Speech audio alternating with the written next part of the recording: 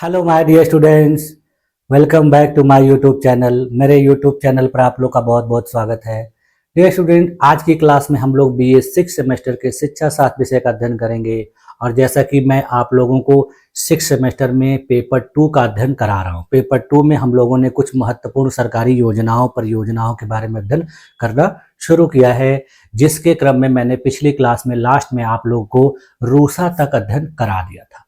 आज की क्लास में हम लोग देखेंगे कि राइट टू एजुकेशन यानी शिक्षा का अधिकार अधिनियम कब लाया गया और इस अधिनियम को लाने के बाद भारत की शिक्षा पर क्या प्रभाव पड़ा, शिक्षा को कैसे मौलिक अधिकारों की सूची में लाया गया। तो चलिए आइए देखा जाए कि ये राइट टू एजुकेशन एक्ट आने के बाद शिक्षा किस प्रकार से प्रभावित हुई और हमारे देश के बच्चों को किस प्रकार की शिक्षा की सुविधा उपलब्ध कराएगी। ठीक है, चलिए चलिए देखें शिक्षा का अधिकार अधिनियम, राइट टू एजुकेशन एक्ट, जिसको शॉर्टकट में देखिए आरटीई के नाम से जाना जाता है। तो देखिए भारत में प्राथमिक शिक्षा यानी कक्षा 1 से लेके 8 को निःशुल्क और अनिवार्य बनाने के लिए सन 2009 में इस एक्ट को पारित किया गया था। इसके बाद देखिए यह एक्ट 1 अप्रैल 2010 से प्रभावी हुआ और इसके तहत 6 से लेकर 14 वर्ष की आयु के सभी बच्चों को निःशुल्क एवं अनिवार्य शिक्षा प्रदान करने का संवैधानिक अधिकार मिल गया। यानी इसके पहले जो प्राथमिक शिक्षा को मुफ्त देने की बात की जा रही थी, अनिवार्य रूप से दी जाने की बात कही जा रही थी, सभी लोगों को दे जाने की बात की जा रही थी, लेकिन वो मौलिक अधिकारों में या संवैधानिक अधिकारों के रूप में नहीं था, वो सरकारों के ऊपर स्वैच्छिक रूप से था।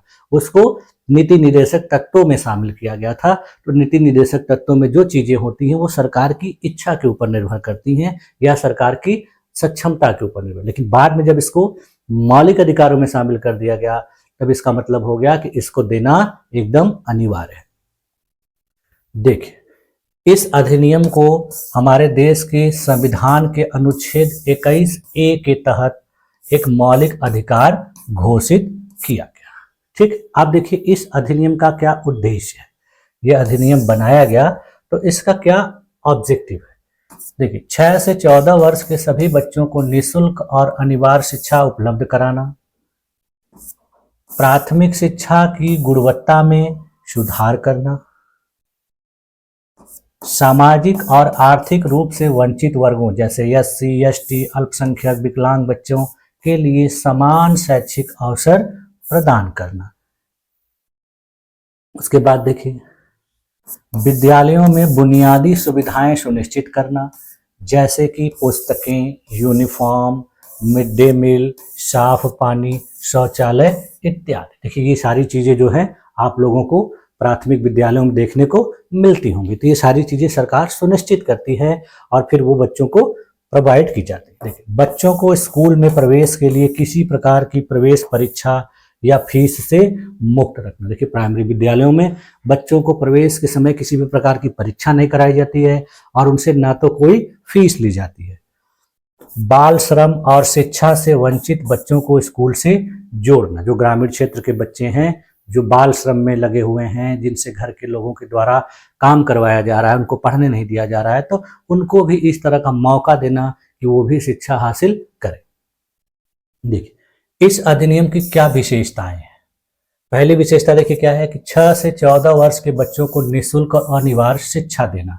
यानी इसमें जो बच्चे पढ़ेंगे उनको शिक्षा निःशुल्क मिलेगी और अनिवार्य मिलेगी। उनसे न किसी प्रकार का शुल्क लिया जाएगा, न तो उनको किसी भी प्रकार की पुस्तक खरीदनी पड़ेगी, न तो यूनिफॉर्म खरीदना पड़ेगा और उनको महाविद्यालय में दोपहर में मुफ्त में भोजन भी मिलेगा। तो ये इसकी पहली विशेषता है। उसके बाद देखिए दूसरी विशेषता, निजी स्कूलों में भी 25% आरक्षण।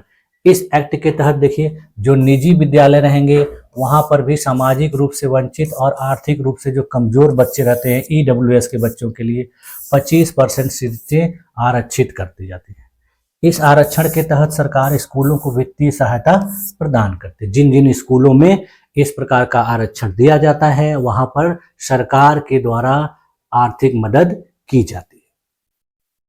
तीसरी विशेषता देखिए स्कूलों में बुनियादी सुविधाओं का विकास। जितने भी मान्यता प्राप्त स्कूल होते हैं वहाँ पर पर्याप्त शिक्षक, अलग अलग शौचालय, सुरक्षित पेयजल, पुस्तकालय और खेल का मैदान अनिवार्य रूप से होना चाहिए। ये इसकी अगली विशेषता है। उसके बाद देखिए, कोई प्रवेश परीक्षा या इंटरव्यू नहीं। अभी मैंने बताया आप लोग को बच्चों को प्रवेश के लिए समय ना तो कोई प्रवेश परीक्षा देनी पड़ती है ना तो साक्षात्कार देना होता। उसके बाद देखिए, बच्चों को फेल प्रणाली से मुक्त करना, यानी बच्चों को कक्षा 1 से लेकर 8 तक किसी भी क्लास में फेल नहीं किया जाएगा, जिसको देखिए नो डिटेंशन पॉलिसी के नाम से जाना जाता है। बच्चों का देखिए सतत एवं व्यापक मूल्यांकन प्रणाली के तहत लगातार प्रगति की समीक्षा की जाएगी। इसके बाद देखिए, ड्रॉप आउट बच्चों के लिए विशेष प्रशिक्षण। जो बच्चे बीच में पढ़ाई छोड़ देते हैं तो उनको पढ़ाई छोड़ने के कारण को जानकर फिर उनको उस प्रकार की सुविधा उपलब्ध कराई जाएगी, उनके कारणों को दूर करने का प्रयास किया जाएगा और बच्चे फिर अब स्कूल को छोड़कर नहीं जाएंगे। फिर देखिए, शिक्षक छात्र अनुपात, पीपल टीचर रेशियो। देखिए इसमें क्या किया जाएगा कि प्रत्येक स्कूल को निश्चित छात्र शिक्षक अनुपात का पालन करना होगा, जिसमें देखिए प्राइमरी स्तर पर 1 से लेकर 5 तक एक शिक्षक के लिए देखिए 30 छात्रों पर मतलब एक शिक्षक की नियुक्ति की जाएगी। उसी प्रकार से देखिए अपर प्राइमरी स्तर 6 से 8 में 35 छात्रों के ऊपर एक शिक्षक की नियुक्ति की जाएगी। इस अनुपात को मेंटेन करने का प्रयास किया जाएगा। उसके बाद देखिए, स्कूलों की मान्यता और निगरानी। राज्य सरकारें और स्थानीय प्रशासन यह सुनिश्चित करेंगे कि सभी स्कूल आरटीई के मानकों का पालन करें। जो स्कूल इन नियमों का पालन नहीं करेंगे उनकी मान्यता रद्द की जाए। यानी जितने भी प्राथमिक विद्यालय होंगे उनको राइट टू एजुकेशन एक्ट को फॉलो करना होगा। उसके जो जो नियम है, जो जो प्रावधान है, उन सबको उनको मानना होगा। यदि कोई विद्यालय इसको नहीं मानता है तो उसकी मान्यता को रद्द कर दिया जाएगा। अब देखिए, शिक्षा के अधिकार अधिनियम आरटीई का क्या प्रभाव पड़ा।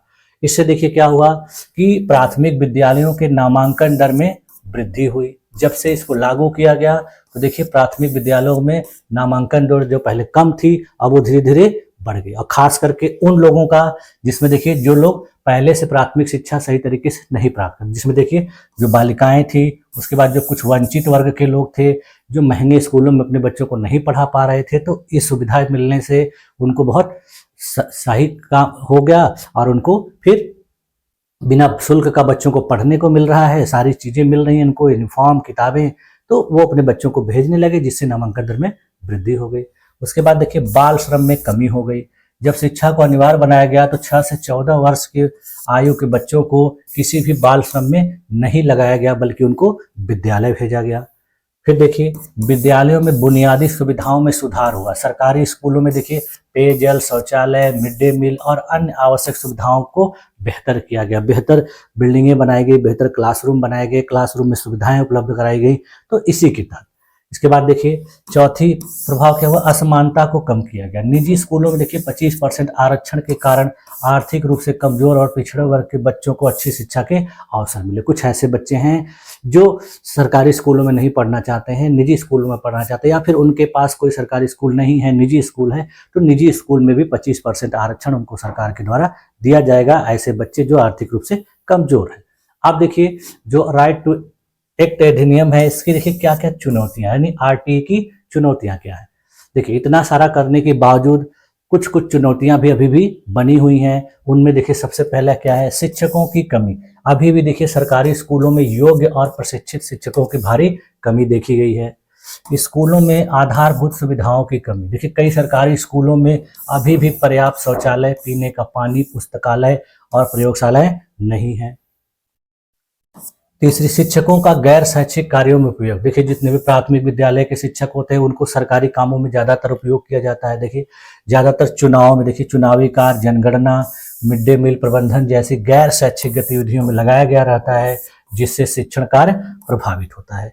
उसके बाद देखिए सीखने का स्तर, इसमें देखिए कमी आई है। बच्चों को फेल न करने की नीति के कारण बच्चों की गुणवत्ता शिक्षा में गिरावट देखी गई। यानी जब बच्चों को फेल नहीं किया जाएगा, उनको अपनी कमियों का पता ही नहीं चलेगा, तो उसमें सुधार करने का प्रयास ही नहीं करते हैं, इसलिए वो बेहतर तरीके से नहीं सीखते। इसके बाद देखिए निजी स्कूलों में 25% आरक्षण की सही क्रियान्वयन में समस्याएं। ये जो निजी स्कूलों में 25% आरक्षण दिया गया है, इसका सही से क्रियान्वयन नहीं किया जाता है। कई निजी स्कूल देखिए आरक्षित सीटों पर दाखिला देने में आनाकानी करते हैं। वो सोचते हैं कि बच्चों को रखने से हमको पैसे नहीं मिलेंगे, पैसे बाद में मिलेंगे, पता नहीं कब मिलेंगे, तो वो उनको एडमिशन नहीं देना चाहते। गरीब बच्चों को स्कूलों में भेदभाव का सामना करना पड़ता है। जो गरीब बच्चे होते हैं स्कूल में उनको टीचर्स के द्वारा भेदभाव झेलना पड़ता है, अन्य बच्चों के साथ भेदभाव झेलना पड़ता है। तो इस तरह से समस्याएं अभी भी आ रही हैं।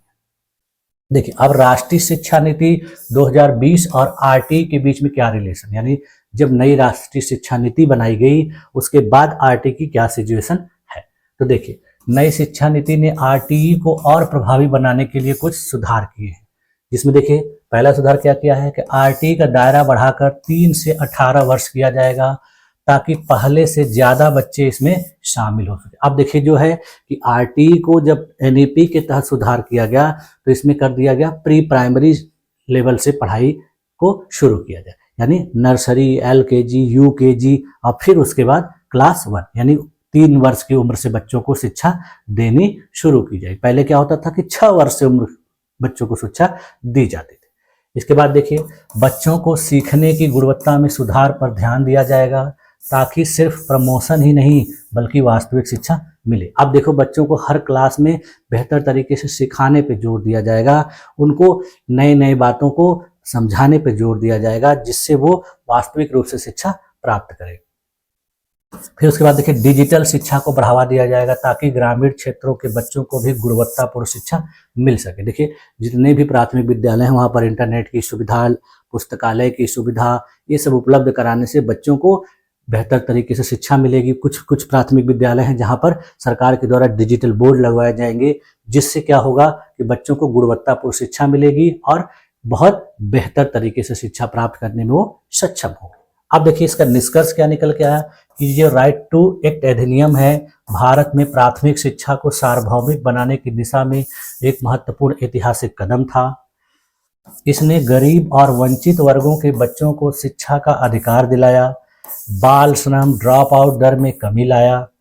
हालांकि अभी भी शिक्षकों की कमी, स्कूलों में सुविधाओं का अभाव और निजी स्कूलों में 25% आरक्षण को सही ढंग से लागू करने जैसी चुनौतियां बनी हुई। तो ये शिक्षा नीति एनईपी 2020 के तहत आरटीई को और मजबूत किया जा रहा है, जिससे शिक्षा की गुणवत्ता में सुधार हो और सभी बच्चों को समान अवसर मिल सके। यदि आरटीई का सही रूप से क्रियान्वयन किया जाए तो यह भारत में एक शिक्षित और विकसित समाज के निर्माण में महत्वपूर्ण भूमिका निभा सकता है। इसका मतलब कि आरटीई एक्ट जो है बहुत ही बेहतरीन है, यदि इसको सही तरीके से क्रियान्वित किया जाए तब।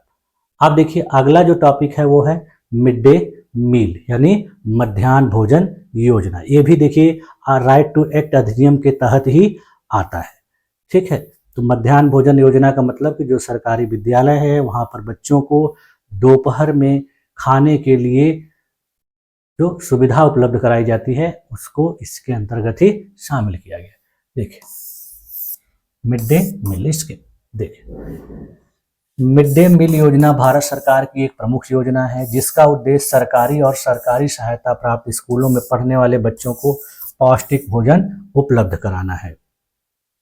यह योजना विशेष रूप से देखिए प्राथमिक विद्यालय कक्षा 1 से 5 और उच्च प्राथमिक विद्यालय कक्षा 6 से 8 के स्तर के बच्चों के लिए लागू की गई है। मिड डे मील योजना की देखिए हिस्ट्री क्या है कि इससे पहले भी भारत में इस प्रकार की योजनाएं शुरू की जा चुकी हैं, जिसमें देखिए 1995 ईस्वी में भारत सरकार के द्वारा इसको सबसे पहले शुरू किया गया था। उस समय इसे राष्ट्रीय कार्यक्रम पोषण सहायता योजना के रूप में लागू किया गया था। प्रारंभ में यह योजना केवल प्राथमिक कक्षाओं तक सीमित थी, लेकिन 2008 में इसे उच्च प्राथमिक स्तर तक बढ़ाया गया। इसके बाद देखिए इसमें महत्वपूर्ण बदलाव 2001 ईस्वी में आया, जब सुप्रीम कोर्ट ने आदेश दिया कि सभी सरकारी और सरकारी सहायता प्राप्त स्कूलों में बच्चों को पका हुआ भोजन दिया जाए। इसके बाद फिर देखिए 2013 में इस योजना को नया नाम राष्ट्रीय पोषण समर्थन कार्यक्रम दिया गया। इसके बाद फिर देखिए 2021 में इसका नाम फिर बदलकर पीएम पोषण योजना कर दिया गया है। तो इस प्रकार से देखिए ये जो मध्याह्न भोजन योजना स्कूलों में प्रदान की जाती है, इसके कई सुधार किए गए हैं और इसके धीरे धीरे नाम में भी परिवर्तन किया गया। इस योजना का देखिए क्या उद्देश्य है। पहला उद्देश्य देखिए स्कूल छोड़ने की दर को कम करना, यानी इससे क्या होता है जो गरीब बच्चे होते हैं उनको खाने की सुविधा मिलती है तो उनके गार्जियन उनको विद्यालय में भेजते हैं। इसके अलावा उनको पढ़ाई लिखाई का कोई शुल्क नहीं देना पड़ता, किसी भी प्रकार का कोई खर्च बच्चों के पढ़ाई पर नहीं करना पड़ता है। तो इससे वो लोग अपने बच्चों को स्कूलों में भेजते हैं और इससे उनका पढ़ाई लिखाई का काम होता रहता है। फिर देखिए पोषण स्तर में सुधार, बच्चों को देखिए कुपोषण कम करने के लिए संतुलित आहार प्रदान किया जाता है, पौष्टिक भोजन दिया जाता है, फल दिए जाते हैं। तो इससे क्या होता है कि जो बच्चे घर पर ये सब चीज़ें नहीं पाते थे, नहीं खा पाते थे, तो वो चीज़ें उनको विद्यालय में मिल जाती है, इससे उनका पोषण बेहतर होता है। शिक्षा में सुधार होता है, अच्छी सेहत के साथ साथ बच्चों को देखिए अच्छी बातें पढ़ाई जाती हैं, सिखाई जाती हैं, जिससे उनके ज्ञान में वृद्धि होती है। फिर देखिए इससे सामाजिक समानता आती है, इसमें देखिए विभिन्न जाति धर्म और वर्ग के बच्चों को एक साथ पढ़ने को मौका मिलता है, जिससे उनके अंदर सामाजिक समानता विकसित होती है। अब देखिए इसमें जो भोजन दिया जाता है उसका क्या पोषण मानक होता है। सरकार द्वारा निर्धारित मानकों के अनुसार देखिए क्या क्या इसके पोषण मानक है। जैसे देखिए कक्षा 1 से 5 के बच्चों के लिए प्रतिदिन 450 कैलोरी दी जाती है, जिसमें देखिए उनको 12 ग्राम प्रोटीन भी दिया जाता है। कक्षा 6 से 8 के बच्चों को देखिए 700 किलो कैलोरी दी जाती है, जिसमें उनकी प्रोटीन 20 ग्राम दी जाती है। उसके बाद देखिए उनको भोजन में चावल, दाल, सब्जियां, दूध, अंडा, कुछ राज्यों में और फल भी शामिल किए जाते हैं। कुछ ऐसे राज्य हैं जहां पर नॉनवेज चीजें भी उपलब्ध कराई जाती हैं। देखिए मिड डे मील योजना का देखिए क्या लाभ है। मिड डे मील योजना से देखिए बच्चों की उपस्थिति में वृद्धि हुई है, स्वास्थ्य में सुधार हुआ है, लैंगिक समानता को बढ़ावा मिला है, जिसमें बालिकाओं की भागीदारी में वृद्धि हुई है, स्थानीय रोजगार का सृजन, रसोइयों और सहायकों के लिए रोजगार के अवसर में हुआ है। जब मिड डे मील योजना लागू हुई तो जो स्थानीय महिलाएं थी उनको रसोइयों के रूप में रोजगार मिला है, उनको आर्थिक रूप से सक्षम बनाने के लिए कुछ थोड़ा बहुत सरकार के द्वारा भी मानदेय दिया जाता है, जिससे वो लोग सशक्त होते हैं। अब देखिए इस योजना से जुड़ी कुछ चुनौतियां। पहली बात देखिए गुणवत्ता और स्वच्छता की समस्या। कभी कभी भोजन की गुणवत्ता और स्वच्छता को लेकर शिकायतें आती रहती हैं। इसमें लापरवाही की वजह से होता है। जो सामान होते हैं बच्चों का खाने पीने का उसको देखते नहीं हैं, बहुत दिनों तक रखे रहते हैं, या फिर पुरानी चीज़ों को इस्तेमाल कर देने से उसमें कुछ कुछ समस्या आ जाती है। कुछ जो खाने पीने की चीज़ें हैं स्कूल में खुला रख दिया जाता है, जिससे उसमें कोई कीड़े मकोड़े या कुछ पड़ जाते हैं, जिसकी वजह से वो अस्वच्छ हो जाता है। उसके बाद देखिए भ्रष्टाचार और खाद्य सामग्री की हेरा फेरी। कुछ स्थानों पर ऐसा होता है कि बच्चों की जो खाद्य सामग्री है उसमें भ्रष्टाचार किया जाता है, उनको बाहर दुकानों पर बेच दिया जाता है। तो इस प्रकार से जो है ये इसकी समस्या है। कुछ लोग भोजन को चुरा लेते हैं बच्चों के। अपर्याप्त बजट और संसाधन। कई बार देखिए योजना को सुचारू रूप से चलाने के लिए पर्याप्त बजट नहीं मिलता है। सरकार ने योजना लागू तो की गई है, कुछ ऐसे विद्यालय हैं जहाँ पे सरकार के द्वारा पर्याप्त मात्रा में पैसा नहीं मिलता है, तो जिससे वो जो भोजन प्रदान किया जाने वाला रहता है उसकी क्वालिटी में गिरावट करते हैं। देखिए अब देखिए इसका क्या निष्कर्ष निकल के आया कि जो ये मिड डे मील योजना है न केवल बच्चों के पोषण स्तर को सुधारने में सहायक है, बल्कि यह शिक्षा को बढ़ावा देने और समाज में समरसता लाने का भी एक प्रभावी माध्यम है। हालांकि इसके कार्यान्वयन में सुधार की जरूरत है ताकि हर बच्चे को सुरक्षित और पौष्टिक भोजन मिल सके। यह योजना बच्चों के भविष्य को बेहतर बनाने की दिशा में एक महत्वपूर्ण कदम है। यानी इतनी सारी चीज़ों के होते हुए भी यह योजना एक महत्वपूर्ण योजना के रूप में अभी भी सरकारी प्राथमिक विद्यालयों में चल रही है और इससे उस स्थानीय बच्चों को बहुत अच्छी शिक्षा मिले।